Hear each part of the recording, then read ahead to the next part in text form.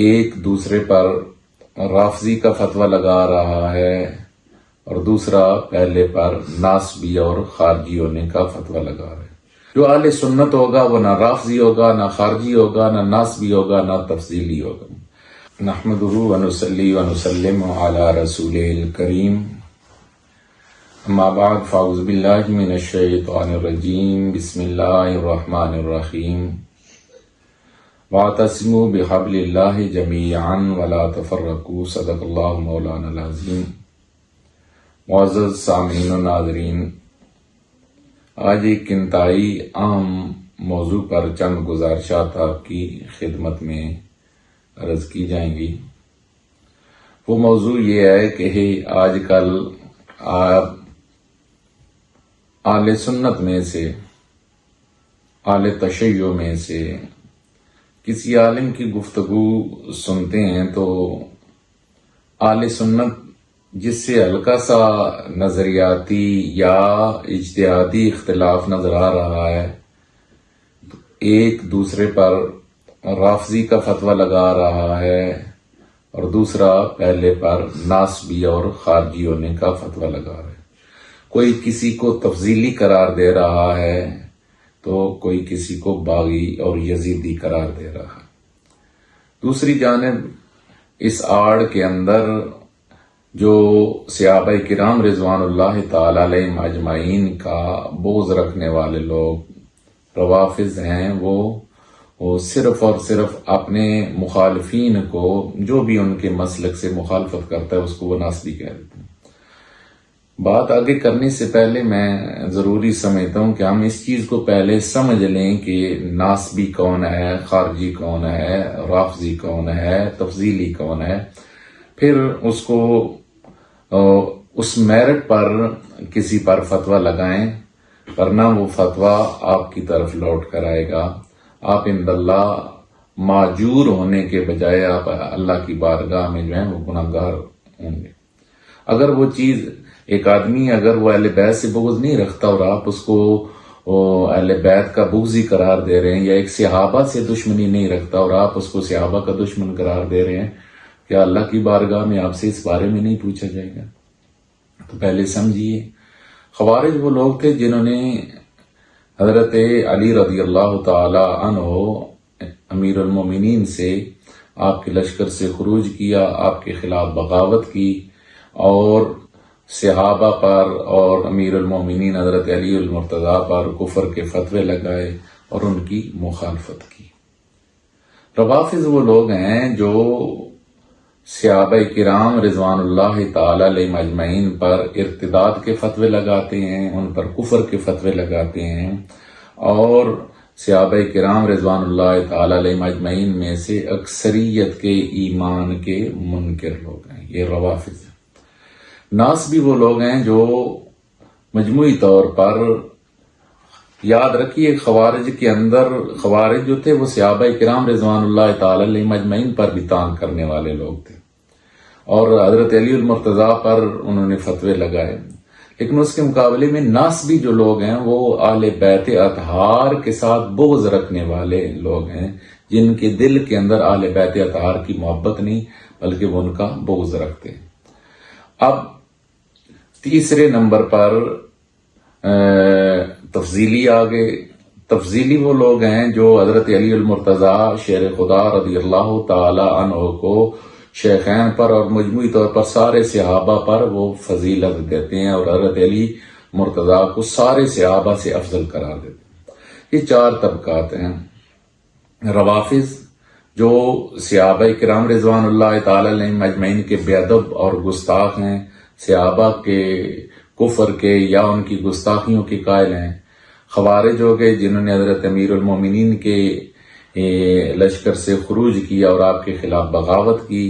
اور آپ پر کفر کے فتوے لگائے اور صحابہ کے قتل کے فتوے دیے۔ ناسبی ہو گئے وہ لوگ جو اہل بیت اطہار کے ساتھ بغض رکھنے والے ہیں اور اہل بیت اطہار کو وہ اچھا تصور نہیں کرتے۔ اور تفضیلی ہو گئے وہ لوگ جو حضرت علی المرتضیٰ کو سارے صحابہ سے افضل قرار دیں۔ اب اہل سنت والجماعت، ان میں سے اہل سنت کا جو عقیدہ ہے وہ ان چاروں عقائد کی تردید کرتا ہے۔ جو اہل سنت ہوگا وہ نہ رافضی ہوگا، نہ خارجی ہوگا، نہ ناسبی ہوگا، نہ تفضیلی ہوگا۔ اہل سنت کے نزدیک اہل بیت اطہار کا بغض حرام ہے، لہذا کوئی بھی اہل سنت ناسبی نہیں ہو سکتا۔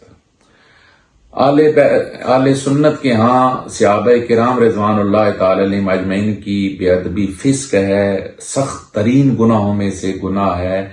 اور قابل تعزیر گناہ ہے، تو لہذا اہل سنت میں سے کوئی صحابہ کرام کا گستاخ نہیں ہو سکتا کہ آپ اس کو جو ہے وہ ناسبی یا آپ اس کو رافضی قرار دیں۔ اب ہوتا یہ ہے کہ ایک آدمی اگر حضرت علی المرتضیٰ شیر خدا رضی اللہ تعالیٰ عنہ کا ذکر کثرت کے ساتھ کرتا ہے تو اس بنیاد پر اس پر رافضی ہونے کا فتویٰ لگا دیا جاتا ہے، یا کوئی اہل سنت میں سے کوئی ایک عالم اپنی علمی مباحث کے اندر کسی بحث کے اندر بات کرتے کرتے اس چیز کی طرف جاتا ہے کہ یہاں پر حضرت صدیق اکبر کا یہ موقف ہے، حضرت فاروق اعظم کا یہ موقف ہے، اس کے مقابلے میں اہل بیت اطہار کے کسی فرد کا کوئی اور موقف ہے اور وہ صحابہ کے کسی موقف کو ترجیح دے رہا ہے، اور اس بنیاد پر اس پر جو ہے وہ ناسبی اور خارجی ہونے کا فتویٰ لگائے۔ یہ میرا خیال ہے جو ہے یہ اعتدال کو ترک کرنے والا معاملہ ہے۔ آپ کے سامنے جب تک کوئی آدمی اس بات کا واضح اعلان نہیں کرتا کہ وہ صحابہ کے ساتھ اس کا بغض کھل کے سامنے آ جائے، یا وہ صحابہ کو برا بھلا کہہ رہا ہو، یا وہ اہل بیت اطہار کے ساتھ، تو آپ اس پر ناسبی یا رافضی ہونے کا فتویٰ لگانے سے گریز کریں۔ اور میرا خیال ہے اگر کسی کو اہل سنت کے عقائد سے اتفاق نہیں ہے تو وہ کھل کے بولے گا کہ میں اہل بیت اطہار کو اچھا نہیں سمجھتا، تو وہ جب اچھا نہیں سمجھتا اور اس کا اعلان کرے گا تو اس پر یقیناً قطعی طور پر اس پر ناسبی ہونے کا فتویٰ لگایا جائے گا۔ لیکن جو علماء آج کل ایک دوسرے پر فوراً ناسبی اور خارجی کا فتویٰ لگا رہے ہیں تو یقیناً ان کو اپنی سوچ اور رائے پر دوبارہ غور و فکر کرنے کی ضرورت ہے۔ برائے مہربانی امت پہلے ہی بڑے مسائل کا شکار ہے، تو